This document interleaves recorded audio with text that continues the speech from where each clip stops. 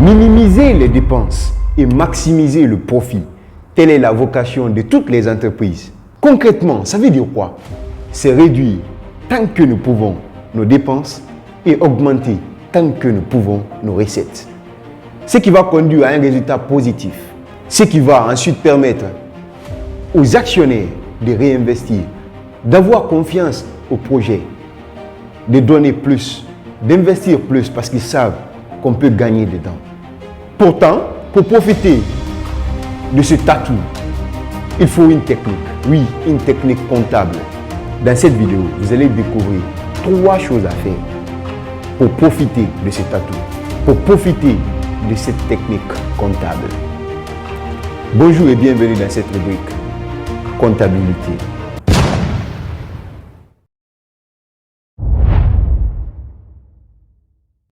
La première habitude à développer pour profiter de cet atout, pour profiter de cette technique comptable et gagner plus, pour réinvestir après plus dans ton business, c'est la tenue régulière et fidèle de votre comptabilité. Vous voyez, la plupart des problèmes que rencontrent ces jeunes entrepreneurs, c'est qu'ils ne tiennent pas compte de la comptabilité. Ils ne tiennent pas régulièrement leur comptabilité. Ils pensent que c'est leur entreprise. Oui, c'est vrai, c'est votre entreprise. Vous pouvez faire ce que vous voulez. Mais est-ce que ça va marcher à tous les coups? Est-ce que cela va vous permettre de grandir? Est-ce que ce désordre financier que vous menez, parce que vous prenez quand vous voulez, vous investissez quand vous voulez, vous dépensez quand vous voulez, sans mentionner quoi que ce soit, parce que vous pensez que c'est pour vous, vous n'avez de compte à rendre à personne. C'est pourquoi c'est dangereux d'avoir une entreprise personnelle. C'est un des inconvénients. Parce que là, vous avez beaucoup d'avantages. Mais ce qui fait que ça devient des avantages, c'est que vous n'avez pas de pression venant de l'État, par exemple. Votre comptabilité, la comptabilité que vous devez tenir est allégée. Tout ce que vous aurez à faire, c'est de prendre des dépenses et des recettes. Même ça, le fait que ce soit allégé, certains ne font pas. Donc, vous qui voulez vous lancer, peut-être que vous allez commencer avec une entreprise individuelle. Qui sait? Mais si vous commencez avec cela, sachez que la comptabilité, avant d'être une obligation que l'État nous impose, ça doit être un outil de gestion, parce que c'est un outil de gestion. Vous devez le faire, pas pour l'État, mais pour vous-même. C'est comme ça que vous allez comprendre comment vous évoluez. La deuxième habitude à développer, c'est investir avant la fin des exercices. Avant la fin de l'année, avant de clôturer l'exercice, il faut investir massivement. Vous voyez, si vous n'investissez pas, vous pouvez vous vanter d'avoir fait un résultat exceptionnel, un résultat d'1 million de dollars. Vous pouvez le faire. Mais celui qui fait un résultat d'1 million de dollars et celui qui fait, par exemple, un résultat de 100 000 dollars, qui va payer plus d'impôts? C'est justement cela, c'est justement pour ça que vous devez investir avant la fin de l'exercice. Parce que l'impôt sur la société, ça va vous frapper.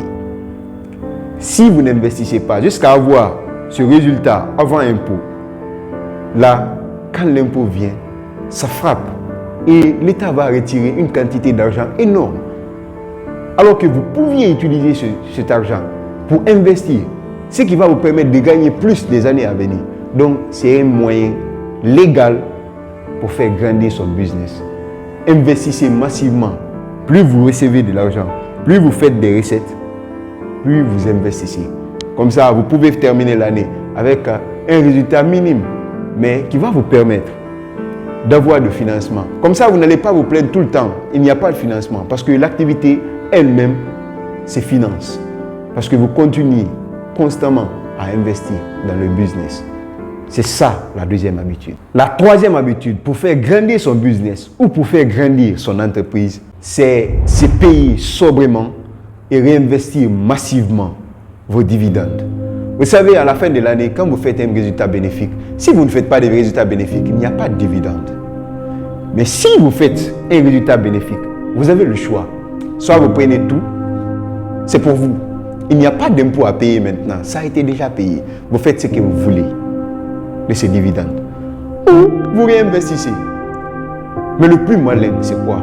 Votre but, c'est quoi? Est-ce que c'est de faire grandir votre business? Ou c'est de mettre plein au vu des gens? Ou c'est de montrer à tout le monde que vous gagnez assez. Qu'est-ce que vous visez? Le court terme ou le long terme? Si vous visez le long terme, si vous voulez faire grandir le business ou l'entreprise, vous devez vous payer sobrement. C'est-à-dire vous payer avec un minimum. Ce qui peut vous permettre d'avoir un style de vie sain.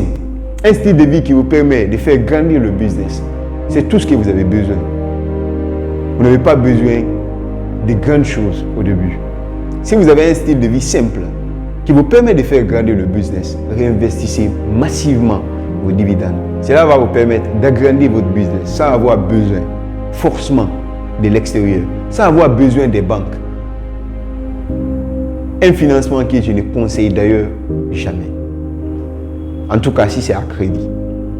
Si vous avez aimé cette vidéo, vous pouvez liker, commenter, mais surtout, vous pouvez partager. C'est seulement comme ça que nous pouvons changer ce continent. À très bientôt. Si le véritable créateur, le créateur des cieux, de la terre et des êtres vivants, le veut bien.